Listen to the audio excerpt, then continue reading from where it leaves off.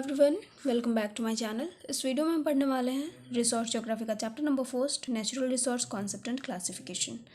Semester number second का ये हमारा रिसोर्स ज्योग्राफी का चैप्टर नंबर फर्स्ट है। ह्यूमन ज्योग्राफी के कुछ चैप्टर्स हमारे कवर अप हो चुके हैं। लिंक डिस्क्रिप्शन बॉक्स में गिवन है, आप वहाँ से जाकर के चेक कर सकते हो।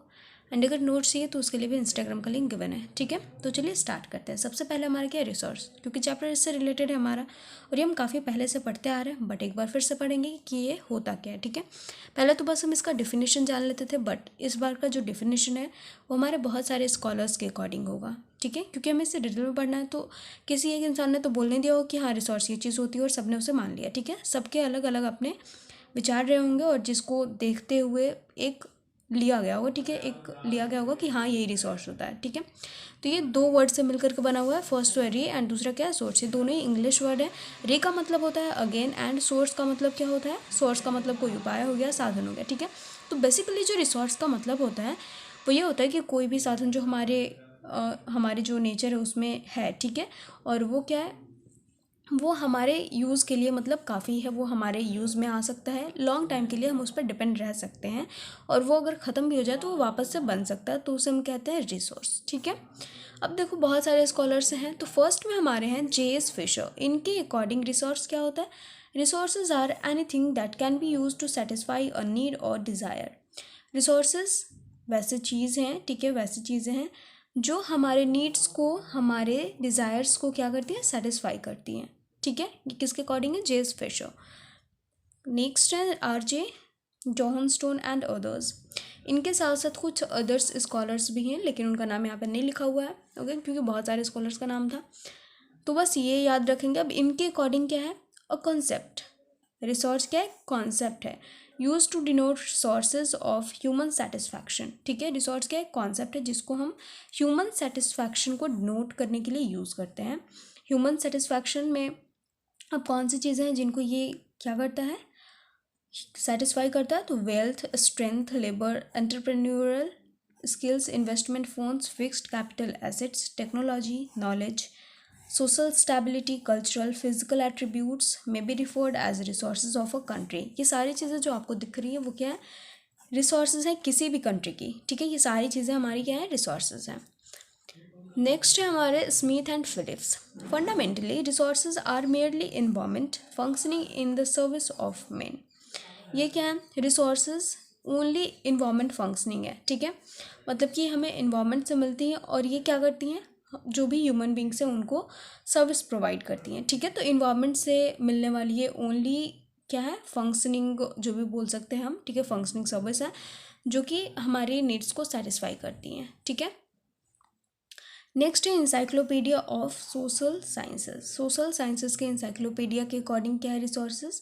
Resources are those aspects of man's environment. हम जो ह्यूमन बींग्स हैं, हमारे ही इन्वायरमेंट का रिसोर्सेज वो एस्पेक्ट है, वो पक्ष है, वो पहलू है जो क्या करता है, विच सेंडर पॉसिबल और फैसिलिएट the satisfaction of human wants and attainment of social objective. जो क्या करता है, हमारे वांट्स को, हमारे नीड्स को क्या करता है, उसे सेटिस्फाई करता है। ठीक है, ये किसके अकॉर्डिंग है, encyclopedia of the social sciences. Okay, next हमारे J. Felman.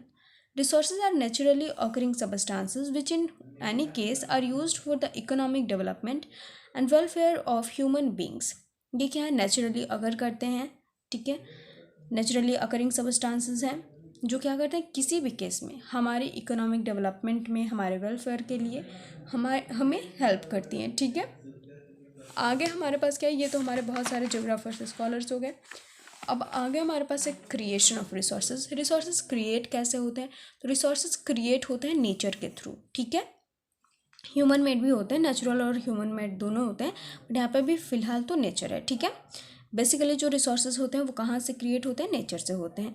Many elements of nature are found both in the form of resources themselves and resource generating factors.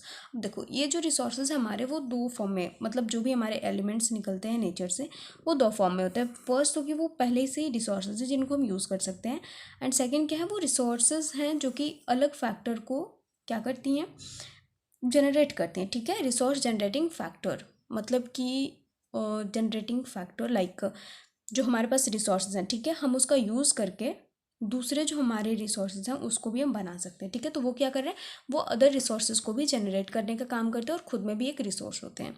तो ये 2 हो गए हमारे।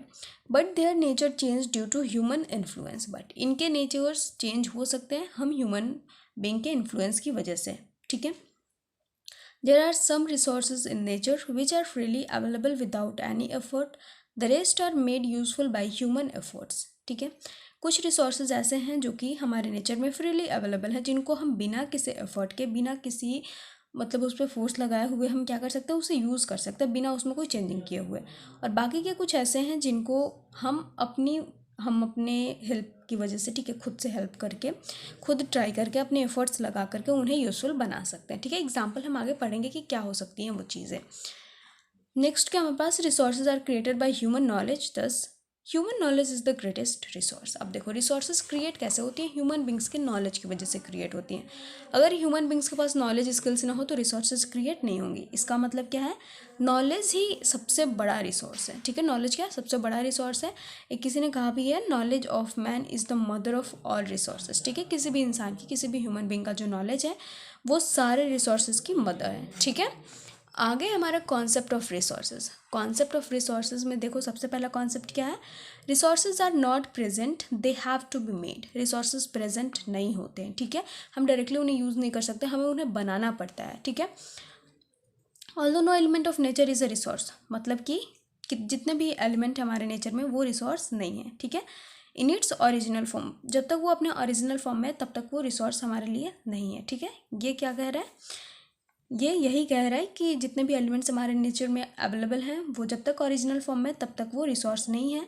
But human skill and work efficiency make it a resource. लेकिन जब human अपना skill use करके उसे किसी और चीज़ में कन्वर्ट करता है, ठीक है, उसे अपने यूज़ लायक बनाता है, तब वो क्या होता है, वो रिसोर्स हो जाता है, ठीक है। जैसे कि आयरन ओर, जब हम आयरन ओर निकालते हैं ग्राउंड से तो हम उससे कोई भी मशीन डायरेक्टली नहीं बना सकते हैं, लेकिन हाँ उसे मतलब उस लायक बनाएंगे, ठीक है, बना करके फिर मशीन बनाई जा सकती है। दूसरा एग्जांपल है water flowing in rivers. Rivers में जो वाटर फ्लो करती हैं वो डायरेक्टली इलेक्ट्रिसिटी जनरेट नहीं करती हैं, लेकिन इलेक्ट्रिसिटी जनरेट करने का जो भी प्रोसेस होता है उसके थ्रू हम इलेक्ट्रिसिटी जनरेट कर सकते हैं, जो भी वाटर फ्लो हो रही होती है रिवर में उससे, ठीक है। तो यहाँ पे कहीं ना कहीं क्या है, ओरिजिनल फॉर्म में ये रिसोर्स नहीं है, लेकिन जैसे ही हम इस पर अपना एफर्ट लगा रहे हैं ये एक रिसोर्स के रूप में आ जा रहा है सामने, ठीक है। नेक्स्ट हमारे पास है resource is functional concept. Functional concept कहने का क्या मतलब है, इसमें कुछ ना कुछ फंक्शन करना पड़ता है तब जा कर के ये रिसोर्स बनता है, ठीक है। The main characteristic of the resource is ability to satisfy human needs. सबसे बड़ी और सबसे मेन कैरेक्टरिस्टिक क्या है रिसोर्स की, वो ह्यूमन नीड्स को सेटिस्फाई करता है। Any natural element becomes fit for human use only it undergoes through human functional process। कोई भी एलिमेंट, कोई भी नेचुरल एलिमेंट किसी भी ह्यूमन बींग के लिए फिट कब हो सकता है, उसके यूज़ के लायक कब हो सकता है, जब वो ह्यूमन बींग के जो भी फंक्शंस होते हैं, जो भी प्रोसेस होते हैं उसके थ्रू वो गुजरे, ठीक है। जैसे कि पेट्रोलियम हम डायरेक्टली निकाल करके, ठीक है, और जो धरती के अंदर होता है, ठीक है, हमें मिलता है, लेकिन हम डायरेक्टली इसे यूज़ नहीं कर सकते हैं, उससे कोई भी व्हीकल चलाया नहीं जा सकता जब तक उसे रिफाइंड ना किया जाए। और भी जो भी प्रोसेसेस होते हैं, ठीक है, जिनके बाद हम व्हीकल चलाते हैं, तो जब तक वो प्रोसेसेस पूरे ना हो तब तक हम इसे रिसोर्स नहीं मान सकते हैं, ठीक है। तो ये हो गया फंक्शनल कॉन्सेप्ट। नेक्स्ट हमारा resource is a dynamic concept not a static. अब ये डायनामिक है, स्टैटिक नहीं, मतलब कि रुका हुआ नहीं रहता है, ये चेंज होते रहेगा, ठीक है। Human knowledge and skills play a major role. अब ये जो चेंजिंग है ना, इसमें सबसे मेजर रोल कौन प्ले करेगा, ह्यूमन का जो नॉलेज और स्किल है वो, ठीक है। कैसे करेगा ये देखते हैं। Resources increase with the increase in human knowledge and skill and are reduce by the defect and mistakes, ठीक है। रिसोर्सेज हमारे इंक्रीज होंगे, जैसे जैसे ह्यूमन का नॉलेज स्किल इंक्रीज होगा वैसे वैसे रिसोर्सेज भी इंक्रीज होंगे। और जैसे ही ये नॉलेज रिड्यूस्ड हो जाएगा या फिर हम कोई भी गलती करते हैं, ठीक है, कोई भी गलती करते हैं तो उसकी वजह से जो हमारे रिसोर्सेज हैं वो रिड्यूस्ड हो जाएंगे, वो कम हो जाएंगे। जैसे कि देखो पहले हमारे पास क्या थे, जो भी हमारे आदिमानव लोग होते थे उनके पास उतना ज़्यादा नॉलेज नहीं होता था, तो क्या हमारे पास इतने ज़्यादा रिसोर्सेज थे, हम तो थे, हमारे पास बहुत सारे पेड़ पौधे थे, पानी वानी सब कुछ था, ठीक है, लेकिन क्या डायरेक्टली हम उसे यूज़ कर पा रहे थे, नहीं। लेकिन अभी धीरे धीरे जैसे सबकी नॉलेज बढ़ी, स्किल्स बढ़े, वैसे वैसे हमारे पास बहुत सारे साधन हो गए, बहुत सारे रिसोर्सेज हो गए, ठीक है। वो कैसे हुए, वो नॉलेज की वजह से, स्किल की वजह से हुए, ठीक है। तो वही बताया जा रहा है कि अगर हमारे पास नॉलेज इंक्रीज़ करेगा, स्किल इंक्रीज़ करेगा तो रिसोर्सेज बढ़ेंगे, और अगर हम कोई भी मिस्टेक करते हैं, ठीक है, तो रिसोर्सेज क्या करेंगे, घटेंगे। Okay, next one is resources exist side by side with resistant and neutral stuff. अब रिसोर्सेज एग्जिस्ट तो करते हैं भाई, लेकिन इनके साइड में रेसिस्टेंस भी होता है, ठीक है, रुकावटें भी होती हैं, ठीक है, किस तरह से होती हैं वो देखो। तो the resistance elements provided by nature are harmful. अब जो भी रेसिस्टेंस होती हैं, रेसिस्टेंस एलिमेंट, वो क्या होते हैं, वो हार्मफुल होते हैं, ठीक है।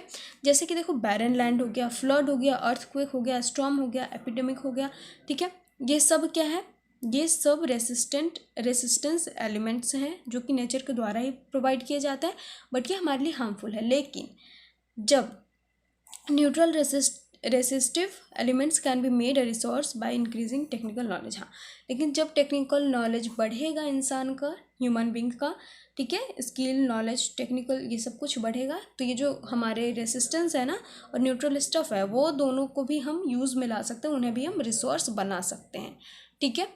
नेक्स्ट हमारे पास क्या है, नेक्स्ट देखो क्या है, the standard of man's living in the result of utilization of resources, ठीक है, जो मैन का लिविंग का स्टैंडर्ड है, ठीक है, जो भी हम इंसान होते हैं, हमारे रहने का जो स्टैंडर्ड है, ठीक है, वो किस पर डिपेंड करता है, हम रिसोर्सेज को किस तरह से यूटिलाइज कर रहे हैं। ओके, पहले क्या होता था, पहले भी लोग रहते थे, लेकिन जो अभी स्टैंडर्ड है हम लोगों के रहने का, क्या वो पहले था, बिल्कुल भी नहीं था। तो हमारे पास रिसोर्सेज अवेलेबल नहीं थे, हमारे पास वो एलिमेंट्स थे, लेकिन हमारे पास इतना नॉलेज नहीं था कि हम उसे बना सकें। तो अभी जिस तरह की लाइफ हम जी रहे हैं, अगर हम आगे हमारा नॉलेज इंक्रीज़ होता है तो हम इसे और भी अच्छे से यूज़ कर सकते हैं, ठीक है, हमारे पास रिसोर्सेज बढ़ जाएंगे।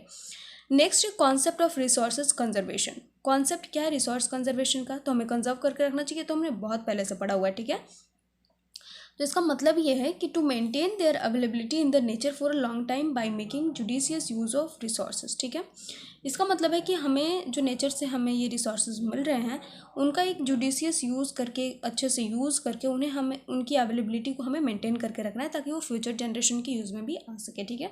सब बस ऐसे ही ख़त्म नहीं कर देना यूज़ करके, ठीक है। तो यही है रिसोर्स कंजर्वेशन का कॉन्सेप्ट। ओके, तो ये था हमारा पूरा चैप्टर नहीं था, एक पार्ट था बस, ठीक है। बाकी जो भी इसके टॉपिक्स हैं वो हम नेक्स्ट वीडियो में कवर करेंगे। थैंक यू सो मच, मिलते हैं नेक्स्ट वीडियो में।